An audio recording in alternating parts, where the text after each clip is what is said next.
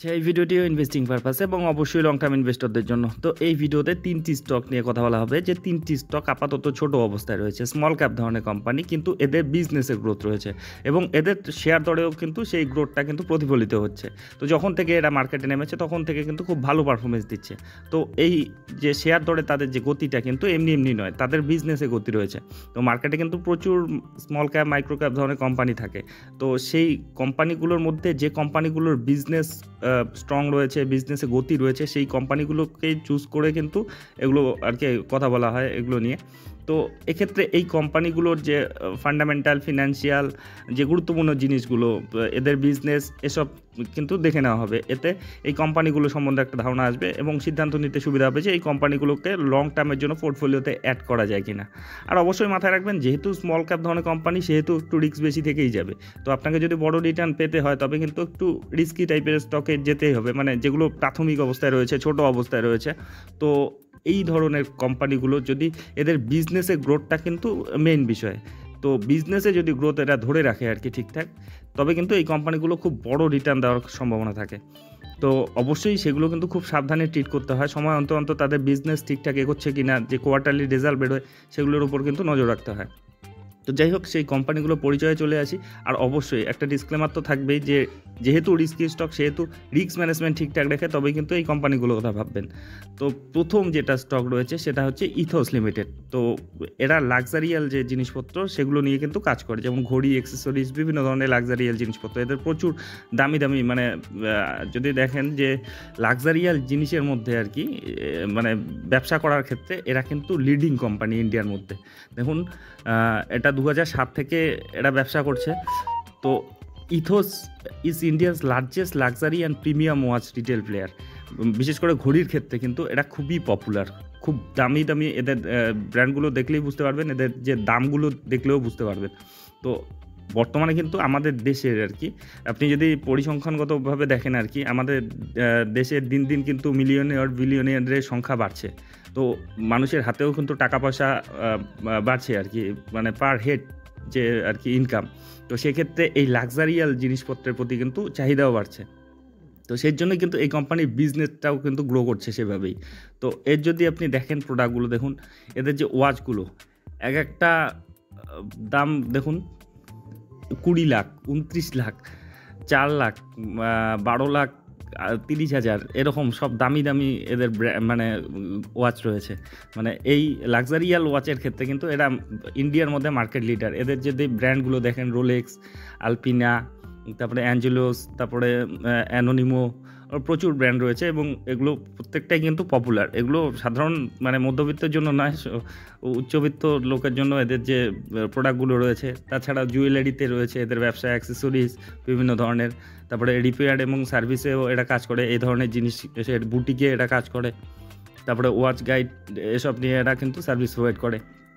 তো এই কোম্পানির যদি আপনি রিটার্ন দেখেন, দেখুন যখন থেকে এটা মার্কেটে নেমেছে আর কি, খুব একটা বেশি দিন হয়নি মার্কেটে নামার, 2022 জুন থেকে এটা মার্কেটে রয়েছে, তখন থেকে এখন পর্যন্ত 240% রিটার্ন দিয়েছে। গত 6 মাসে দেখুন 47% মতো রিটার্ন, এক বছরে 158% মতো রিটার্ন। আর প্রথম থেকে যারা বসে আছেন 240% রিটার্নে কিন্তু বসে রয়েছেন। তো বর্তমানে 2540 টাকায় চলছে। এর যদি মেন জিনিসগুলো দেখে নিন, এর যে ফান্ডামেন্টাল প্যারামিটার, এর মার্কেট ক্যাপিটাল 6254 কোটি, পি কিন্তু একটু হাই লেভেলে রয়েছে 83, রিটার্ন অন ইকুইটি 13.8% মতো রয়েছে, বুক ভ্যালু 273, বর্তমানে 2550 টাকার আশেপাশে চলছে, ফেস ভ্যালু 10ই রয়েছে, ডিভিডেন্ড আপাতত দিচ্ছে না। এখন দেখুন এদের বিজনেসে গ্রোথ কেমন রয়েছে, এটাই হচ্ছে মূল বিষয়। তো এদের যদি 2018 থেকে দেখেন, 2018-তে এদের সেলস হতো 356 কোটি, সেটা পরের বছর বেড়ে হলো 442 কোটি, তারপরে বছর 456, তারপরে কোভিড টাইমে একটু কমে গিয়েছিল, তারপরে দেখুন 577, তারপরে 789, এবার 953, আরও তো যুক্ত হবে, মানে 4 ডিজিটে কিন্তু চলেই যাবে এবার। প্রফিটেবিলিটি দেখুন, 2018-তে ছিল মাত্র 4 কোটি, এখন সেটা 75 কোটি, মানে কত গুণ বাড়িয়েছে এই 5-6 বছরে। তো বুঝতেই পারছেন এদের কিন্তু বিজনেসে জবরদস্ত গ্রোথ রয়েছে। এখন যদি এদের ব্যালেন্স শিট দেখেন, 644 কোটি এদের রিজার্ভ রয়েছে শক্তপোক্ত, আর যেটাও কিন্তু খুব দ্রুত গ্রো করছে। 2018-তে ছিল মাত্র 76 কোটি, 115 কোটি ছিল 2019-এ, সেটা এখন 644 কোটি। আর ঋণ রয়েছে, সামান্য ঋণ রয়েছে, তাদের রিজার্ভের তুলনায় অনেক কমই রয়েছে। তার মধ্যে লং টার্মে কিন্তু খুব মানে মাত্র 6 কোটি রয়েছে, যেটুকু রয়েছে লিজ লায়াবিলিটি রয়েছে। তো যথেষ্ট স্ট্রং ব্যালেন্স শিট রয়েছে একটা ছোট স্মল ক্যাপ কোম্পানি হিসেবে।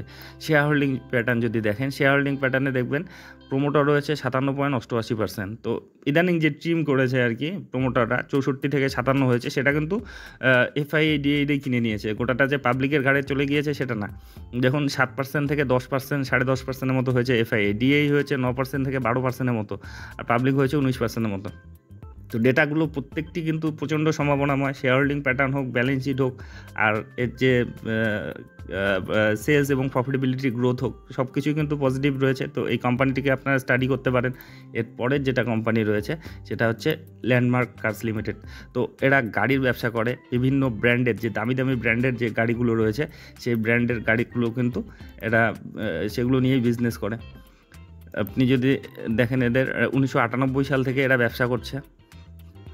দেখুন landmark cars limited is the leading premium automatic retail business in India with dealership for Mercedes Benz, Honda, Jeep, Volkswagen, Renault এ ধরনের দামি দামি ব্র্যান্ডের কিন্তু তারা ডিলারশিপ প্রদান করে।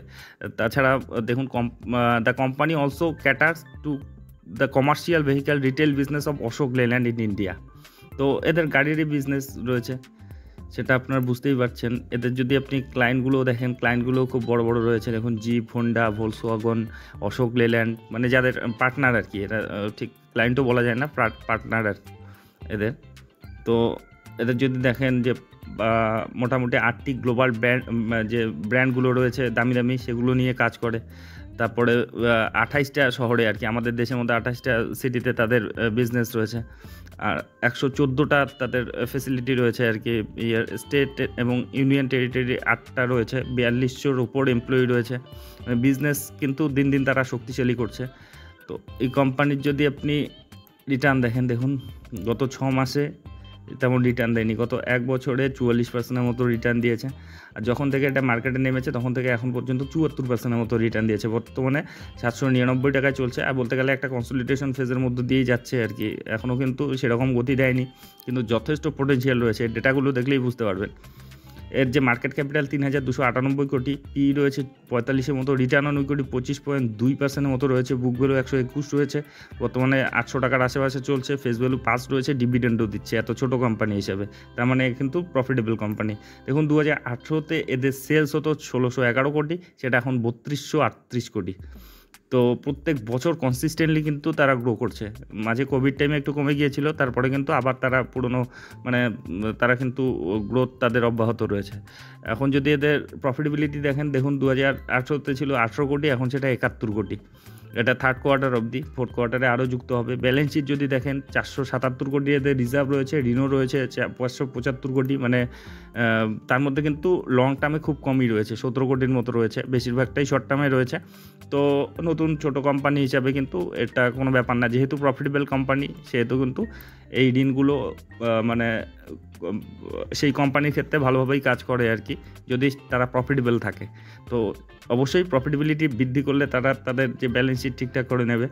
আর শেয়ার হোল্ডিং প্যাটার্ন যদি দেখেন, এত ছোট কোম্পানিতে এফআইআইডিআইরাও কিন্তু যথেষ্ট পরিমাণে রয়েছে। এটা কিন্তু একটা ভীষণ পজিটিভ ব্যাপার, মানে মাত্র 3000 কোটি এর মার্কেট ক্যাপিটাল, কিন্তু এফআইআইডিআইরা কিন্তু যথেষ্ট, এবং ইদানিং হোল্ডিং বাড়িয়েছে। কী হারে হোল্ডিং বাড়িয়েছে দেখুন, 6%, 7%-এর কাছাকাছি ছিল এফআই, এখন 8.5%-এর কাছাকাছি। ডিআই ছিল 7.5%-এর মতো, এখন 15%, প্রায় দ্বিগুণ করে ফেলেছে। মানে এত ছোট কোম্পানিতে এতটাই ভরসা দেখাচ্ছে, এটা কিন্তু এই কোম্পানির ক্ষেত্রে ভীষণ পজিটিভ আর কি। আমাদের মতো রিটেল ইনভেস্টারদের কিন্তু কনফিডেন্স যোগাবে।